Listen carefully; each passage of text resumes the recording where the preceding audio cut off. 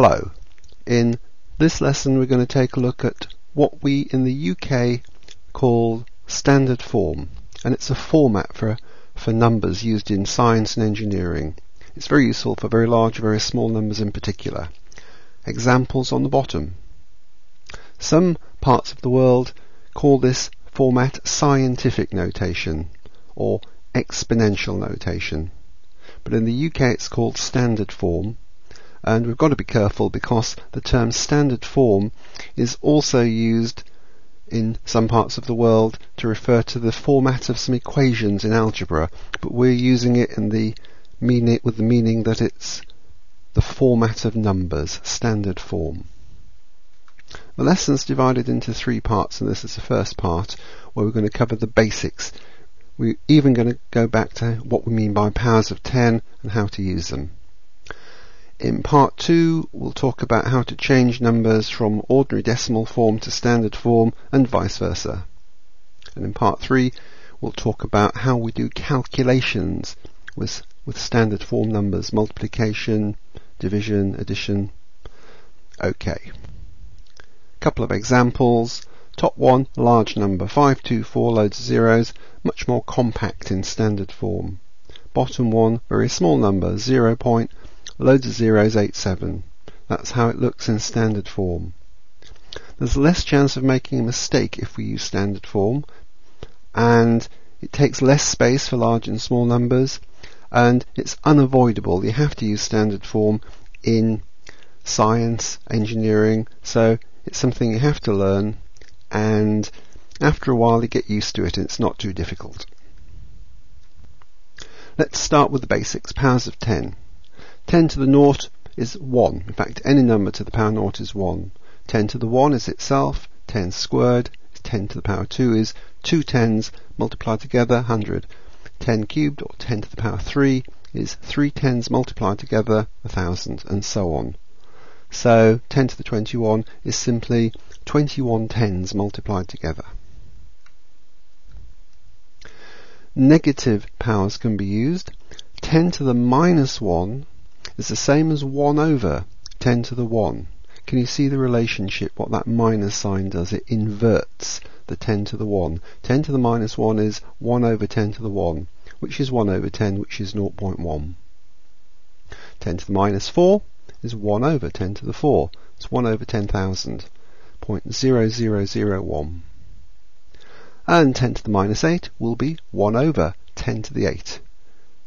Well, there are 7 zeros and a 1. How do we multiply powers of 10? Well, it's very easy. 10 squared times 10 cubed is 10 to the power 5. Look what's happened. 2 lots of 10 being multiplied together times 3 lots of 10 multiplied together gives us 5 lots of 10 multiplied together. All we needed to do is add the indices. 10 to the power 2 times 10 to the power 3 is 10 to the power 2 plus 3, which is 10 to the power 5. Here's some for you to try. So if you pause the video, see if you can answer the questions below. What does each sum give you? Okay, I hope you've had a go to try those. 10 to the power 5 times 10 to the power 7, we just add the 5 and 7, we get 12, 10 to the 12. 5 minus 7 is minus 2, 10 to the minus 2. Minus 8 minus 9 is minus 17. We add those two negative numbers. Minus 44 plus 44 is 0. 10 to the power 0 is 1. How about 10 to the 13 squared? Well, let's see.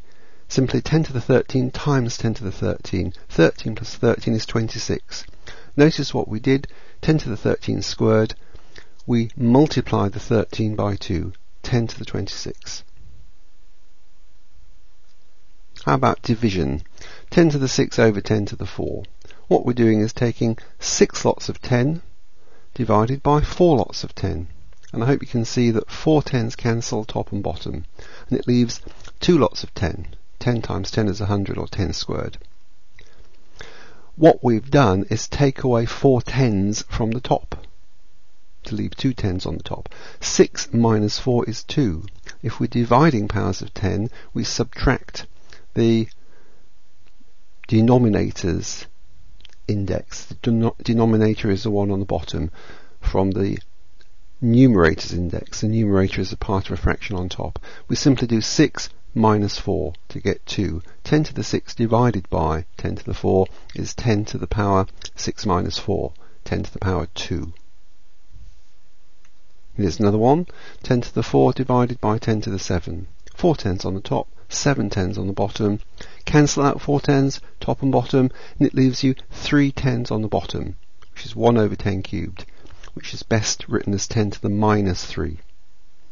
Does this subtraction rule work? Yes, it does. 4 minus 7 gives us our minus 3, so the answer is 10 to the minus 3. Here's 4 examples for you to try. Again, pause the video, see if you can work out what these answers are. I'll give you the answers in a moment. Okay, I hope you got these. 20 minus 6 is 14, so 10 to the 20 divided by 10 to the 6 is 10 to the 14. 20 minus 31 is minus 11, so the answer is 10 to the minus 11. 9 minus 6 is the same as 9 plus 6, so the answer is 10 to the 15.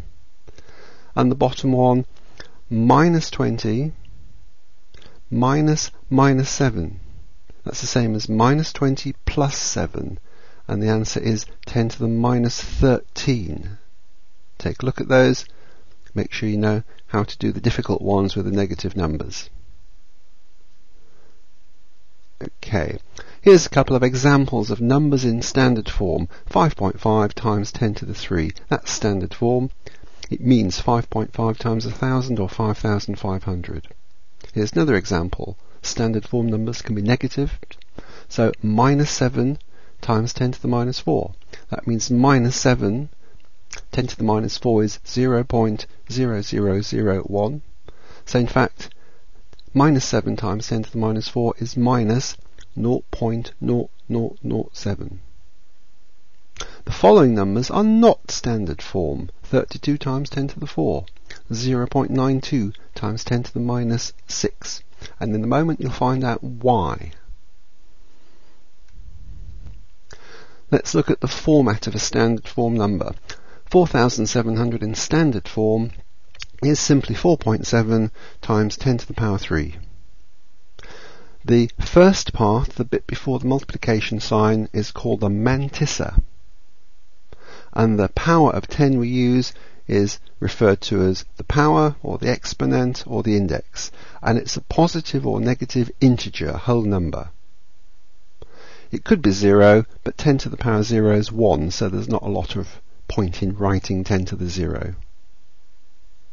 Now, to be a standard form number, the mantissa must obey a rule. It's got to be in a certain range of values, or we don't count the number as standard form. And the mantissa, and if there's a minus sign in front of the mantissa we just ignore it, but the mantissa's value, ignoring any minus sign, has got to be, it's got to be less than 10 and equal to or greater than 1. It's got to be in that range. It can't be 10, can't be 12, it's got to be less than 10. And it's got to be equal to or greater than 1, so the mantissa can be 1 or 2, but it can't be less than 1, it can't be 0.99. Just go back to the previous slide.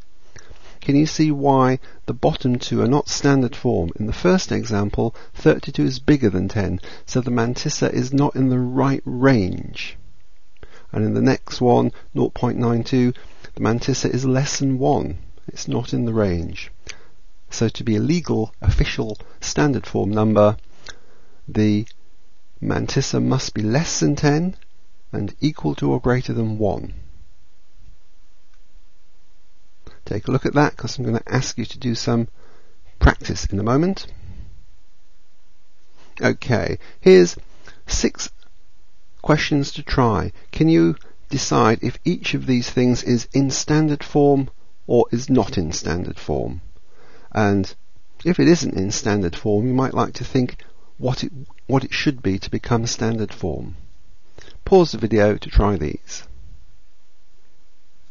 And here's the answers. 3.7 is not standard form because it's got to be a number times 10 to some power.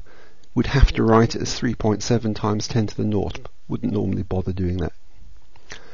103 is times 10 to the 9. No, it's not standard form because 103 is more than 10. It's outside the range we want for a mantissa.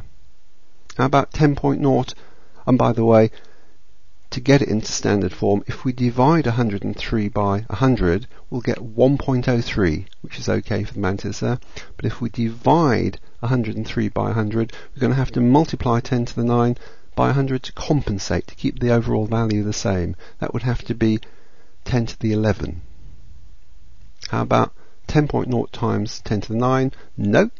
The mantissa is equal to 10 here, and the rule is the mantissa must be less than 10.